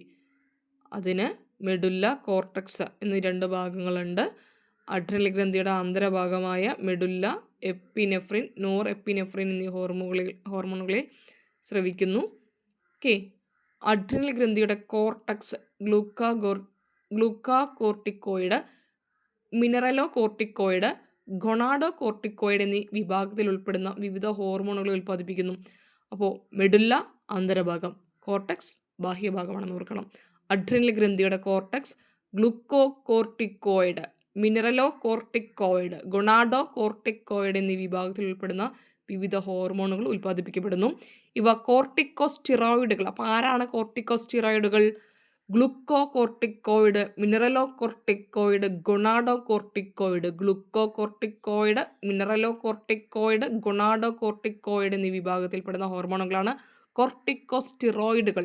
അഡ്രിനൽ ഗ്രന്ഥിയുടെ കോർട്ടക്സ് ആണ് ഇത് ഉൽപ്പാദിപ്പിക്കുന്നത്. ഓക്കെ അല്ലേ? അപ്പോൾ കോർട്ടിസോൾ, കോർട്ടിക്കോസ്റ്റിറോയിഡുകൾ ആയിരിക്കണം നോക്കാം. കോർട്ടിസോൾ ഗ്ലൂക്കോസിൻ്റെ ആന്തര സമസ്ഥിതി നിലനിർത്തുന്നു, പ്രതിരോധ പ്രവർത്തനങ്ങളെ മന്ദീഭവിപ്പിക്കുന്നു, ശരീരത്തിൻ്റെ വീക്കം, അലർജി എന്നിവ പ്രതിരോധിക്കുന്നു. ഗ്ലൂക്കോസിൻ്റെ ആന്തര സമസ്ഥിതി നിലനിർത്തുന്നു, പ്രതിരോധ പ്രവർത്തനങ്ങളെ മന്ദീഭവിക്കുന്നു, ശരീരത്തിൻ്റെ വീക്കം, അലർജി എന്നിവ പ്രതിരോധിക്കുന്നു. അൽഡോസ്റ്റിറോൺ എന്താ ചെയ്യുക? ശരീരത്തിലെ ലവണ സന്തുലനത്തിന് സഹായിക്കുന്നു, സമ്മർദ്ദം ക്രമീകരിക്കുന്നു. അപ്പോൾ നമ്മുടെ BP ഒക്കെ ക്രമീകരിക്കുന്ന ആൾ അൽഡോസ്റ്റിറോൺ ആണ്. ശരീരത്തിലെ ലവണ സന്തുലനത്തിന് സഹായിക്കുന്നു. ആൻഡ്രോജൻ എന്താ ചെയ്യുക? ആൻഡ്രോജനുകൾ ലൈംഗിക വളർച്ചയെയും ലൈംഗിക സ്വഭാവങ്ങളെയും നിയന്ത്രിക്കുന്നു. അപ്പോൾ ആൻഡ്രോജനുകൾ ലൈംഗിക വളർച്ചയെയും ലൈംഗിക സ്വഭാവങ്ങളെയും നിയന്ത്രിക്കുന്നു. അപ്പോൾ കോർട്ടിസോൾ, അൽഡോസ്റ്റിറോൺ, ആൻഡ്രോജനുകൾ ഇതൊക്കെ കോർട്ടിക്കോസ്റ്റെറോയിഡിൻ്റെ ഭാഗമായിട്ട് നമ്മൾ പഠിക്കുന്നതാണ്. ഓക്കെ. അടുത്തത് ഉറക്കം ഉണരലും നമ്മൾ ഉറങ്ങുന്നതൊക്കെ ആരെ ഡിപ്പെൻഡ് ചെയ്തിട്ടാണ് നോക്കാം. മസ്തിഷ്കത്തിൽ തലാമസിന് സമീപം സ്ഥിതി ചെയ്യുന്ന പീനിയൽ ഗ്ലാൻഡ് മെലട്ടോണിൻ എന്ന ഹോർമോൺ ഉൽപ്പാദിപ്പിക്കുന്നു. മസ്തിഷ്കത്തിൽ തലാമസിന് സമീപം സ്ഥിതി ചെയ്യുന്ന പീനിയൽ ഗ്രന്ഥി മെലട്ടോണിൻ എന്ന ഹോർമോൺ ഉൽപ്പാദിപ്പിക്കുന്നു. ഈ ഹോർമോണിൻ്റെ ഉൽപ്പാദനത്തിലുണ്ടാകുന്ന ഏറ്റക്കുറച്ചിലുകൾ ദൈനംദിന ഉറക്കത്തെയും ഉണരലിനെയും സ്വാധീനിക്കുന്നു. അപ്പോൾ ജൈവ ഘടികാരം എന്നറിയപ്പെടുന്നത് മെലട്ടോണിനാണ്. മസ്തിഷ്കത്തിൽ തലാമസിന് സമീപം സ്ഥിതി ചെയ്യുന്ന ആർക്ക് സമീപമാണ്? തലാമസിന് സമീപം സ്ഥിതി ചെയ്യുന്ന പീനിയൽ ഗ്രന്ഥി മെലാറ്റോണിൻ എന്ന ഹോർമോൺ ഉൽപ്പാദിപ്പിക്കുന്നു. ഈ ഹോർമോണിൻ്റെ ഉൽപ്പാദനത്തിലുണ്ടാകുന്ന ഏറ്റക്കുറച്ചിലുകൾ ദൈനംദിന ഉറക്കത്തെയും ഉണരലിനെയും സ്വാധീനിക്കുന്നു. ഓക്കെ ആണല്ലോ. അപ്പോൾ ദിവസത്തിലെ 24 മണിക്കൂർ നീളുന്ന കൃത്യമായ ഇടവേളകളിലെ പ്രവർത്തനങ്ങൾ നിയന്ത്രിക്കുന്നതിനാൽ മെലട്ടോണിൻ മുഖ്യ പങ്ക് വഹിക്കുന്നതിനാൽ പീനിയൽ ഗ്രന്ഥി ജൈവ ഘടികാരം. അപ്പോൾ പീനിയൽ ഗ്രന്ഥിയാണ് ജൈവ ഘടികാരം. പീനിയൽ ഗ്രന്ഥി ഓപ്ഷനിൽ കണ്ടില്ലെങ്കിൽ മെലട്ടോണിൻ. ഓക്കെയാണോ? അപ്പോൾ ജൈവ ഘടികാരം എന്നറിയപ്പെടുന്ന പീനിയൽ ഗ്രന്ഥിയാണ്. എന്തുകൊണ്ടാണ്? ദിവസത്തിൽ 24 മണിക്കൂർ നീളുന്ന കൃത്യമായ ഇടവേളകളിലെ പ്രവർത്തനങ്ങൾ നിയന്ത്രിക്കുന്നത് നമ്മുടെ മെലട്ടോണിനാണ്. ഓക്കെ ആണല്ലോ. അതുകൊണ്ട് പീനിയൽ ഗ്രന്ഥിയാണ് ജൈവ ഘടികാരം, ബയോളജിക്കൽ ക്ലോക്ക് എന്നറിയപ്പെടുന്നത്. രാത്രിയിൽ കൂടുതൽ സമയം കമ്പ്യൂട്ടറോ മൊബൈൽ ഫോണോ ഉപയോഗിക്കുന്നത് ഉറക്കം വരാതിരിക്കൽ, തുടർച്ചയായ ഉറക്കം നഷ്ടപ്പെടൽ, പകൽ സമയത്ത് ഉറക്കം വരൽ എന്നിവയ്ക്ക് കാരണമാകുന്നു. ഉറങ്ങുന്നതിന് മുൻപ് ഇത്തരം ഉപകരണങ്ങളുടെ ഉപയോഗം തീർത്തും ഒഴിവാക്കേണ്ടതാണ്. എങ്കിൽ മാത്രമേ മസ്തിഷ്കത്തിന് ആവശ്യമായ അളവിൽ മെലട്ടോണിൻ ഉൽപ്പാദിപ്പിക്കപ്പെടുകയും നല്ല ഉറക്കം ലഭിക്കുകയും ചെയ്യുകയുള്ളൂ. പ്രതിരോധത്തിന് പിന്നിൽ, മാറലിന് പിന്നിലായി സ്ഥിതി ചെയ്യുന്ന തൈമസ് ഗ്ലാൻഡ് അറിയാലോ. എന്താണ്? നമ്മുടെ ശരീരത്തിലെ പ്രതിരോധ സംവിധാനത്തിൽ പ്രധാന പങ്ക് വഹിക്കുന്ന ഒരാളാണ് ആര്? നമ്മുടെ തൈമസ്. ഓക്കെ. ഈ ഗ്രന്ഥി തൈമോസിൻ എന്ന് പറയുന്നൊരു ടി എന്ന ഹോർമോൺ T ലിംഫോസൈറ്റുകളുടെ പാകപ്പെടലിനെ സഹായിക്കുന്നു. അപ്പോൾ T ലിംഫോസൈറ്റ് ഉണ്ടാക്കാൻ വേണ്ടി സഹായിക്കുന്ന ഹോർമോണാണ് തൈമോസിൻ. ആരാലും പതിപ്പിക്കുന്നത്? തൈമസ് ഗ്രന്ഥി. മൂപ്പർ എവിടെയാണ്? മാറലിന് പിന്നിലായിട്ടാണ്. ഒന്നുകൂടെ പറഞ്ഞേ, പ്രതിരോധത്തിന് പിന്നിൽ ആരാണ് നോക്കാം. മാറലിന് പിന്നിലായി സ്ഥിതി ചെയ്യുന്ന തൈമസ് ഗ്രന്ഥി ശരീരത്തിലെ പ്രതിരോധ സംവിധാനത്തിൽ പ്രധാന പങ്ക് വഹിക്കുന്നു. ഈ ഗ്രന്ഥി ഉൽപ്പാദിപ്പിക്കുന്ന തൈമോസിൻ എന്ന ഹോർമോൺ T ലിംഫോസൈറ്റുകളുടെ പാകപ്പെടലിനെ സഹായിക്കുന്നു. ഇനി ഹൈപ്പോതലാമസും പിറ്റ്യൂട്ടറിയും. മുഖ്യ നിയന്ത്രണ കേന്ദ്രമാണ് നമ്മുടെ ഹൈപ്പോതലാമസും പിറ്റ്യൂട്ടറിയും. നോക്കാം. മിക്ക അന്തസ്രാവി ഗ്രന്ഥികളെയും പ്രവർത്തനങ്ങളെ നിയന്ത്രിക്കുന്നത് ഹൈപ്പോതലാമസ് ആണ്. അപ്പോൾ മിക്ക അന്തസ്രാവി ഗ്രന്ഥികളുടെയും പ്രവർത്തനങ്ങളെ നിയന്ത്രിക്കുന്നത് ഹൈപ്പോതലാമസ് ആണ്. സമസ്ഥിതി പാലനത്തിലുള്ള ഹൈപ്പോതലാമസിന്റെ പങ്ക് നമ്മൾ പഠിച്ചിട്ടുണ്ട്. ഓക്കെ. ഹൈപ്പോതലാമസിന്റെ താഴെയായി പിറ്റ്യൂട്ടറി ഗ്രന്ഥി കാണപ്പെടുന്നു. പിറ്റ്യൂട്ടറി ഗ്രന്ഥിയുടെ മുൻതളം ഉൽപ്പാദിപ്പിക്കുന്ന ട്രോപ്പിക് ഹോർമോണുകളുടെ ഉൽപ്പാദനത്തെ നിയന്ത്രിച്ചുകൊണ്ടാണ് ഹൈപ്പോതലാമസ് മറ്റ് അന്തസ്രാവി ഗ്രന്ഥികളുടെ പ്രവർത്തനത്തെ നിയന്ത്രിക്കുന്നത്. അതുകൊണ്ട് തന്നെ ഹോർമോൺ ഉൽപാദന പ്രക്രിയയുടെ മുഖ്യ നിയന്ത്രകൻ പറഞ്ഞേ ഹോർമോൺ ഉൽപാദന പ്രക്രിയയുടെ പറഞ്ഞേ ഹോർമോൺ ഉൽപാദന പ്രക്രിയയുടെ മുഖ്യ നിയന്ത്രകൻ ഹൈപ്പോതലാമസ് ആണ്. മിക്ക അന്തസ്രാവി ഗ്രന്ഥികളുടെയും പ്രവർത്തനങ്ങളെ നിയന്ത്രിക്കുന്നത് ഹൈപ്പോതലാമസ് ആണ്. സമസ്ഥിതി പാലനത്തിലുള്ള ഹൈപ്പോതലാമസിന്റെ പങ്ക് നമ്മൾ നോക്കുന്നുണ്ട്. ഹൈപ്പോതലാമസിന്റെ താഴെയായി പിറ്റ്യൂട്ടറി ഗ്രന്ഥി കാണപ്പെടുന്നു. പിറ്റ്യൂട്ടറി ഗ്രന്ഥിയുടെ മുൻതളം ഉൽപ്പാദിപ്പിക്കുന്ന ട്രോപ്പിക് ഹോർമോണുകളുടെ ഉൽപാദനത്തെ നിയന്ത്രിച്ചുകൊണ്ടാണ് ഹൈപ്പോതലാമസ് മറ്റ് അന്തസ്രാവി ഗ്രന്ഥികളുടെ പ്രവർത്തനത്തെ നിയന്ത്രിക്കുന്നത്. അതുകൊണ്ട് തന്നെ ഹോർമോൺ ഉൽപാദന പ്രക്രിയയുടെ മുഖ്യ നിയന്ത്രകൻ ഹൈപ്പോതലാമസ് ആണെന്ന് പറയാം. അപ്പോൾ ഹൈപ്പോതലാമസ് നമുക്ക് നോക്കാം. വാസോപ്രസിൻ, ഓക്സിറ്റോസിൻ എന്നിവ ഉൽപ്പാദിപ്പിക്കുന്നു. വാസോപ്രസിൻ, ഓക്സിറ്റോസിൻ എന്നിവ നാഡീതന്തു വഴി പിറ്റ്യൂട്ടറിയുടെ പിൻതളത്തിൽ സംഭരിക്കപ്പെടുന്നു. അപ്പം മുൻതളത്തിൽ ഇവ ഉൽപ്പാദിപ്പിക്കുകയും പിൻതളത്തിൽ സംഭരിക്കപ്പെടുകയും ചെയ്യുന്നു അല്ലേ. പിറ്റ്യൂട്ടറിയുടെ പിൻതളത്തിൽ വാസോപ്രസിൻ, ഓക്സിറ്റോസിൻ എന്നിവ ആവശ്യഘട്ടങ്ങളിൽ സ്രവിക്കുന്നു. പിറ്റ്യൂട്ടറിയുടെ പിൻതളത്തിൽ വാസോപ്രസിനും ഓക്സിറ്റോസിനും എന്ത് ചെയ്യുന്നു? ആവശ്യമുള്ള സമയത്ത് സ്രവിക്കും. വാസോപ്രസിൻ വൃക്കയിൽ ജലത്തിന്റെ പുനരാകിരണം നിയന്ത്രിക്കുന്നു. ഓക്സിറ്റോസിൻ പാൽ ചുരത്താനും മിനുസപേശികളുടെ സങ്കോചത്തിനൊക്കെ സഹായിക്കുന്നു. ഇനി ന്യൂറോ സെക്രട്ടറി കോശങ്ങൾ എന്താണ്? ന്യൂറോ സെക്രട്ടറി കോശങ്ങൾ ചെയ്യുന്നത് ഉൽപ്പാദിപ്പിക്കുന്ന റിലീസിംഗ് ഹോർമോണുകളും ഇൻഹിബിറ്ററി ഹോർമോണുകളും പിറ്റ്യൂട്ടറിയുടെ മുൻതളത്തിലെത്തുന്നു. റിലീസിംഗ് ഹോർമോണുകൾ പോർട്ടൽ സിര വഴി മുൻതളത്തിലെത്തി ട്രോപ്പിക് ഹോർമോൺ ഉൽപ്പാദനത്തെ ഉത്തേജിപ്പിക്കുന്നു. ഇൻഹിബിറ്ററി ഹോർമോണുകൾ അവയുടെ ഉൽപ്പാദനത്തെ തടയുന്നു. പിറ്റ്യൂട്ടറിയുടെ മുൻതളം, പിറ്റ്യൂട്ടറിയുടെ പിൻതളവും മുൻതളവും നമ്മൾ നോക്കണം. പിൻതളത്തിൽ വാസോപ്രസിൻ, ഓക്സിറ്റോസിൻ, മുൻതളത്തിൽ TSH, ACTH, GTH ഒക്കെയാണല്ലോ. തൈറോയിഡ് ഗ്രന്ഥിയെ ഉത്തേജിപ്പിക്കുന്നതാണ് TSH. അഡ്രിനൽ കോർട്ടക്സിനെ ഉത്തേജിപ്പിക്കുന്നത് ACTH. അണ്ഡാശയം, വൃഷണം എന്നിവയുടെ പ്രവർത്തനത്തെ ഉത്തേജിപ്പിക്കുന്നത് GTH. ഓക്കെ. അപ്പോൾ ഓക്സിറ്റോസിനാണ് പാൽ ചുരത്താനും മിനുസപേശികളുടെ സങ്കോചത്തിനും സഹായിക്കുന്നത്. പ്രൊലാക്റ്റിൻ എന്താണ്? മുലപ്പാൽ ഉൽപ്പാദിപ്പിക്കുന്ന ഹോർമോണാണ്. സൊമാറ്റോട്രോപ്പിൻ നമ്മുടെ ശരീര വളർച്ചയ്ക്ക് സഹായിക്കുന്നതാണ്. അപ്പോൾ നോക്കണം, TSH, ACTH, GTH, somatotropin, prolactin എന്നിവ മുൻതളത്തിലാണ്. ഒന്നുകൂടെ പറഞ്ഞേ. TSH, ACTH, GTH, somatotropin, prolactin എന്നിവ മുൻതളത്തിലാണ് ഉൽപ്പാദിപ്പിക്കപ്പെടുന്നത്. പിൻതളത്തിൽ വാസോപ്രസിൻ, ഓക്സിറ്റോസിൻ എന്നിവ സ്രവിക്കുന്നു. അതായത് അവ ഉൽപ്പാദിപ്പിച്ച് പിൻതളത്തിലേക്ക് എന്ത് ചെയ്യുന്നു? സ്രവിക്കപ്പെടുകയാണ് ചെയ്യുന്നത്. ക്ലിയറായി എന്ന് വിശ്വസിക്കുന്നു. വളർച്ചയ്ക്ക് പിന്നിൽ പിറ്റ്യൂട്ടറി ഗ്രന്ഥിയുടെ മുൻതളം ഉൽപ്പാദിപ്പിക്കുന്ന വളർച്ചാ ഹോർമോൺ അല്ലേ. പിറ്റ്യൂട്ടറി ഗ്രന്ഥിയുടെ മുൻതളം ഉൽപ്പാദിപ്പിക്കുന്ന വളർച്ചാ ഹോർമോൺ നമ്മൾ പറഞ്ഞു സൊമാറ്റോട്രോപ്പിൻ വളർച്ചയെ നിയന്ത്രിക്കുന്നു. അപ്പോൾ വളർച്ചാ ഹോർമോൺ എന്നറിയപ്പെടുന്ന ആരാണ്? സൊമാറ്റോട്രോപ്പിനാണ്. പിറ്റ്യൂട്ടറി ഗ്രന്ഥിയുടെ മുൻതളത്തിൽ ഉൽപ്പാദിപ്പിക്കുന്ന ഒന്നുകൂടെ പറഞ്ഞ് TSH, ACTH, GTH, somatotropin, prolactin.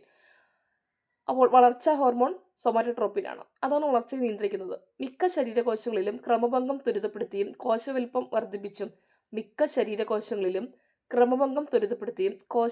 വർദ്ധിപ്പിച്ചും ശരീര വളർച്ചയ്ക്കിടയാക്കുന്ന ഹോർമോണാണിത്.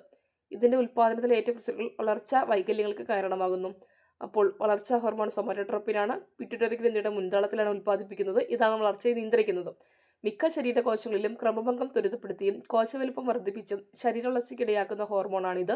ഇതിൻ്റെ ഉൽപ്പാദനത്തിലെ ഏറ്റക്കുറച്ചിലുകൾ വളർച്ചാ വൈകല്യങ്ങൾക്ക് കാരണമാകും. അപ്പോൾ സൊമാറ്റോട്രോപ്പിൻ്റെ ഏറ്റക്കുറച്ചിൽ മൂലം ഉണ്ടാകുന്ന രോഗം നമുക്ക് നോക്കാം. ഭീമാകാരത്വം. എന്താണ് ഭീമാകാരത്വം? വളർച്ചാ കാലഘട്ടത്തിൽ സൊമാറ്റോട്രോപ്പിൻ്റെ ഉൽപ്പാദനം കൂടുന്നു. അമിതമായ ശരീര വളർച്ച. രണ്ടാമത്തേത് അക്രോമെഗാലി. വളർച്ച പൂർത്തിയായ ശേഷം സൊമാറ്റോട്രോപ്പിൻ്റെ ഉൽപ്പാദനം കൂടുന്നു.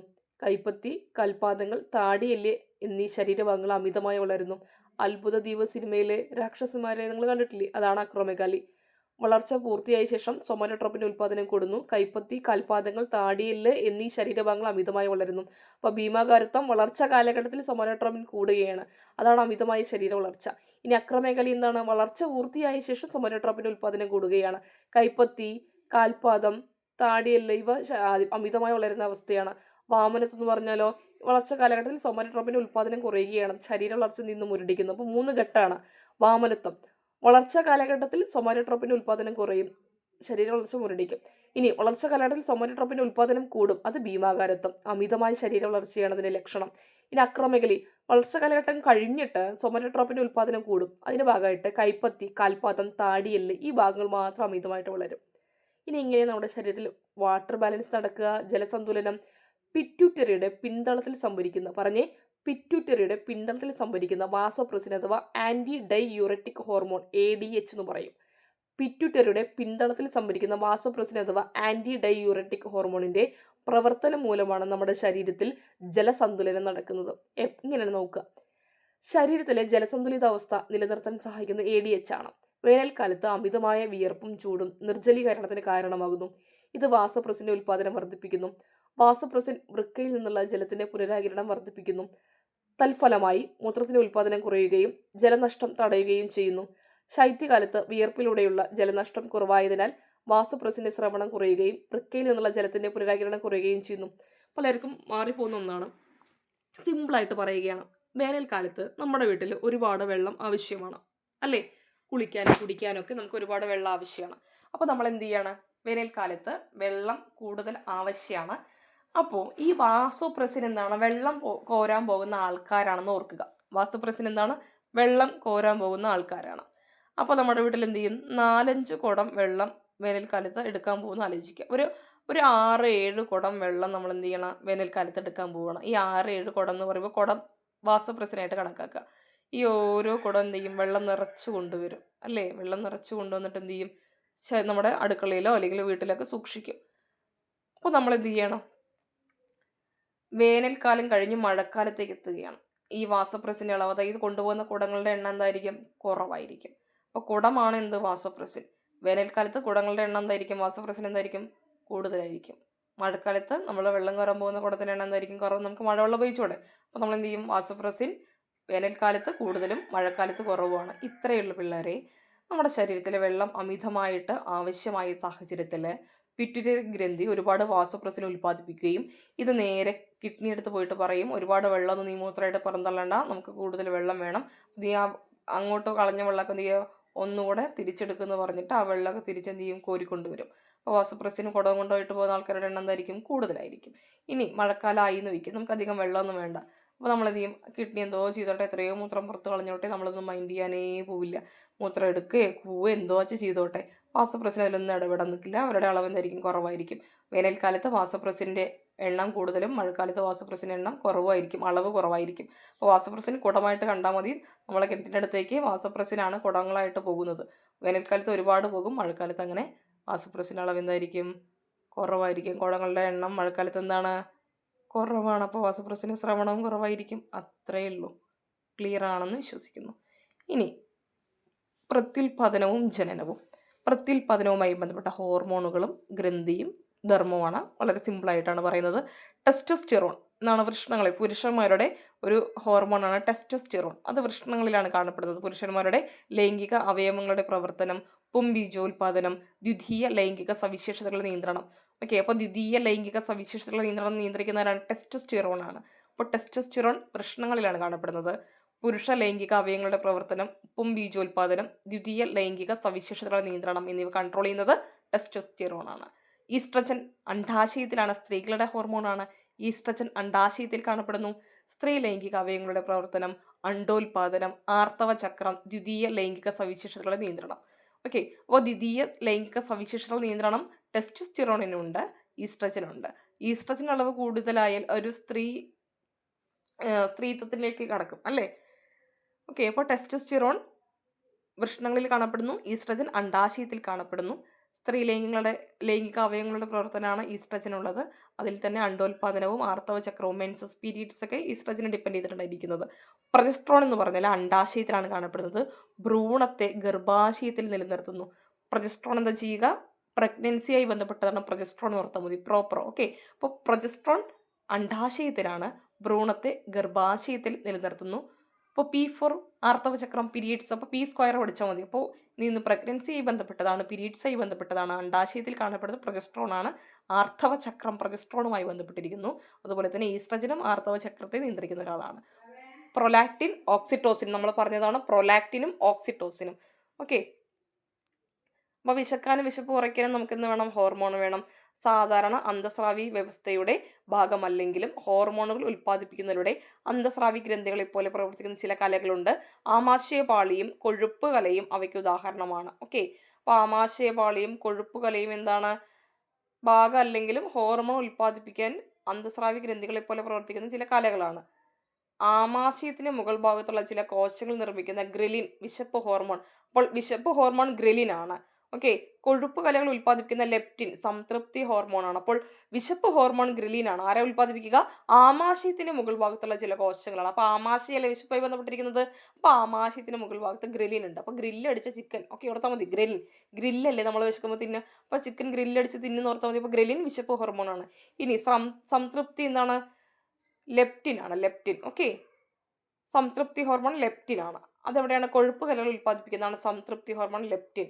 ശരീരത്തിൽ ആവശ്യത്തിന് ഊർജ്ജം സംഭരിച്ചിട്ടുണ്ടെന്ന് ഹൈപ്പോതലാമസിന് സൂചന നൽകി ലെപ്റ്റിൻ വിശപ്പ് കുറയ്ക്കും. അപ്പോൾ ലേറ്റായിട്ട് ലെപ്റ്റിൻ, അപ്പോൾ വിശപ്പ് കുറയ്ക്കുന്നത് സംതൃപ്തി ഹോർമോൺ ലെപ്റ്റിൻ ആണ്. അപ്പോൾ സംതൃപ്തിയായി എൻ്റെ വയറ് നിറഞ്ഞു എന്ന് നമ്മുടെ ഹൈപ്പോതലാമസിന് സൂചന നൽകുന്ന ആൾക്കാരാണ് ലെപ്റ്റിൻ. ഇത് ഭക്ഷണ ഉപഭോഗം കുറയ്ക്കുകയും ഊർജ്ജ വിനിയോഗം പ്രോത്സാഹിപ്പിക്കുകയും ചെയ്യുന്നു. അപ്പോൾ ലെപ്റ്റിൻ സംതൃപ്തി ഹോർമോണാണ്, അത് ഊർജ്ജ വിനിയോഗം പ്രോത്സാഹിപ്പിക്കും. ഗ്രിലിൻ ഹൈപ്പോതലാമസിൽ പ്രവർത്തിച്ച് വിശപ്പുണ്ടാക്കുന്നു. ഇത് ഭക്ഷണം കഴിക്കുന്നത് വർദ്ധിപ്പിക്കുകയും കൊഴുപ്പ് സംഭരണം പ്രോത്സാഹിപ്പിക്കുകയും ചെയ്യുന്നു. അപ്പോൾ ഭക്ഷണം കഴിപ്പിക്കാൻ സഹായിക്കുന്ന ഗ്രിലിനും ഭക്ഷണം കഴിച്ചത് മതി എന്ന് പറയുന്നത് ലെപ്റ്റിനുമാണ് കേട്ടോ. അപ്പോൾ അത് ഊർജ്ജ വിനിയോഗം പ്രോത്സാഹിപ്പിക്കുന്നത് ലെപ്റ്റിനാണ്, കൊഴുപ്പ് സംഭരണം പ്രോത്സാഹിപ്പിക്കുന്നത് ഗ്രിലിനാണ്. ഓക്കെ, അപ്പോൾ നമ്മുടെ മാനസിക ആരോഗ്യത്തിന് നമുക്ക് എന്ത് വേണം? ഹോർമോൺ വേണം. ശാരീരിക ആരോഗ്യം പോലെ തന്നെ മാനസികാരോഗ്യവും പ്രധാനമാണ്. നാഡീവ്യവസ്ഥയിലെ രാസസന്ദേശവാഹികളായ നാഡീയ പ്രേഷങ്ങളെക്കുറിച്ച് നമ്മൾ പഠിച്ചിട്ടുണ്ട്. Dopamine, serotonin, endorphin. പറഞ്ഞേ, ഡോപ്പമിൻ, സെറട്ടോണിൻ, എൻഡോർഫിൻ തുടങ്ങിയ ഹോർമോണുകൾ പ്രവർത്തിക്കുന്ന നാഡീയ പ്രേഷകങ്ങളാണ്. ഓക്കെ, ഇപ്പോൾ ഹോർമോണുകളായിട്ട് പ്രവർത്തിക്കുന്ന നാഡീയ പ്രേഷകങ്ങൾ ഏതൊക്കെയാണ്? ഡോപ്പമിൻ, സെറട്ടോണിൻ, എൻഡോർഫിൻ മുതലായവ ഹോർമോണുകളായും പ്രവർത്തിക്കുന്ന നാഡീയ പ്രേഷകങ്ങളാണ്. അപ്പോൾ വിവിധതരം ഫിറമോൺ. എന്താണ് ഫിറമോൺ? ചില ജീവികൾ അതേ സ്പീഷീസിൽപ്പെട്ട ജീവികളുമായുള്ള ആശയവിനിമയത്തിനായി ചുറ്റുപാടുകളിലേക്ക് ചില രാസവസ്തുക്കൾ സ്രവിക്കുന്നു. അപ്പോൾ ചില ജീവികൾ അതേ സ്പീഷീസിൽപ്പെട്ട ജീവികളുമായുള്ള ആശയവിനിമയത്തിനായി ചുറ്റുപാടിലേക്ക് ചില രാസവസ്തുക്കൾ സ്രവിക്കുന്നു. ഇവയാണ് ഫിറമോണുകൾ. ബാഷ്പീകരണ സ്വഭാവമുള്ള ഈ രാസവസ്തുക്കൾ വ്യത്യസ്ത ധർമ്മങ്ങളാണ് നിർവഹിക്കുന്നത്. അപ്പോൾ ബാഷ്പീകരണ സ്വഭാവമാണ്. ടെറിട്ടോറിയൽ ഫിറമോൺ വാസസ്ഥാനത്തിന്റെ പരിധി നിർണ്ണയിക്കാൻ. Territorial pheromone. അഗ്രിഗേഷൻ ഫിറമോൺ ആഹാര ലഭ്യത ഉറപ്പുവരുത്താൻ. അലാം ഫിറമോൺ അപായ സൂചന നൽകാൻ. ടെറിട്ടോറിയൽ ഫിറമോൺ വാസസ്ഥാനം, അല്ലേ, ടെറിട്ടോറിയൽ എൻ്റെ പ്രദേശമാണെന്ന് കാണിക്കാൻ, വാസസ്ഥാനത്തിന്റെ പരിധി നിർണ്ണയിക്കാൻ. അഗ്രിഗേഷൻ ഫിറമോൺ ആഹാര ലഭ്യത ഉറപ്പുവരുത്താൻ. അലാം ഫിറമോൺ അപായ സൂചന നൽകാൻ. ട്രയൽ ഫിറമോൺ സഞ്ചാരപഥ നിർണ്ണയിക്കാൻ. ലൈംഗിക ഫിറമോൺ ഇണകളെ ആകർഷിക്കാൻ. ഓക്കെ അല്ലേ? അപ്പോൾ മുയലുകളിലാണ് മമ്മറി ഫിറമോൺ, നായകളിൽ അപ്പാസിൻ. ഇതൊക്കെ ഫിറമോൺ ഉദാഹരണം. അപ്പോൾ മുയലുകളിലെ ഫിറമോൺ മമ്മറി, നായകളിലാണെങ്കിൽ അപ്പാസിൻ. ഓക്കെ അല്ലേ? അപ്പോൾ ഇത്രയുമാണ് ഈ ചാപ്റ്ററിൽ പറയുന്നത്. ഓക്കെ, അപ്പോൾ ഒരേ സ്പീഷീസിൽപ്പെട്ട ജീവികൾ ആശയവിനിമയത്തിനായി ചുറ്റുപാടിലേക്ക് ശ്രമിക്കുന്നതാണ് ആര്? ഫിറമോൺ. സഞ്ചാരപാത നിർണ്ണയിക്കാൻ, ഇണകളെ ആകർഷിക്കാൻ ഫിറമോൺ. ഉറുമ്പൊക്കെ ഇതാണ് ചെയ്യുക, ഓർത്താൽ മതി. വളരെ പ്രധാനപ്പെട്ട ഫിറമോൺ നിങ്ങൾ മനസ്സിലാക്കണം. ഓക്കെ, ഉറുമ്പ് ഉൽപ്പാദിപ്പിക്കുന്ന ഫിറമോണുകൾ അപായ സൂചന നൽകാനും ആഹാര ലഭ്യത അറിയിക്കാനുമാണ് ഉപയോഗിക്കുന്നത്. തേനീച്ചയിലെ റാണി ഫിറമോൺ സ്രവിക്കുന്നത് പ്രധാനമായും പുതിയ റാണികൾ ഉണ്ടാകുന്നത് തടയുന്നതിനും ജോലിക്കാരായ തേനീച്ചകൾ റാണിയെ പരിപാലിക്കുന്നതിനുമാണ്. നായ്, പൂച്ച മുതലായ സസ്തനികൾ അവയുടെ ചുറ്റുപാടിൽ മൂത്ര വിസർജനം ചെയ്യുന്നത് കണ്ടിട്ടില്ലേ? ആവാസ പരിധിയിൽ അവയുടെ സാന്നിധ്യം അറിയിക്കുകയും അതിർത്തി നിർണ്ണയിക്കുകയുമാണ് ഇതിലൂടെ ചെയ്യുന്നത്. മുയൽ, ഷഡ്പദങ്ങൾ എന്നിവ ഇണകളെ ആകർഷിക്കാനും ഇണചരിൽ പ്രതികരണങ്ങൾ ഉളവാക്കാനും ഫിറമോണുകൾ ഉൽപ്പാദിപ്പിക്കുന്നു. മുയലുകളിലെ മമ്മറി ഫിറമോൺ, നായകളിലെ അപ്പാസിൻ. ടെറിട്ടോറിയൽ വാസസ്ഥാനം ഉറപ്പിക്കാൻ. അഗ്രിഗേഷൻ ആഹാര ലഭ്യത ഉറപ്പാക്കാൻ. അലാം അപായ സൂചനയ്ക്ക്. ട്രയൽ സഞ്ചാരപാത നിർണ്ണയിക്കാൻ. ലൈംഗിക ഫിറമോൺ ഇണകളെ ആകർഷിക്കാൻ. ഓക്കെ അല്ലേ? കൂടുതൽ ക്ലാസ്സുകളുമായി വീണ്ടും കാണാം.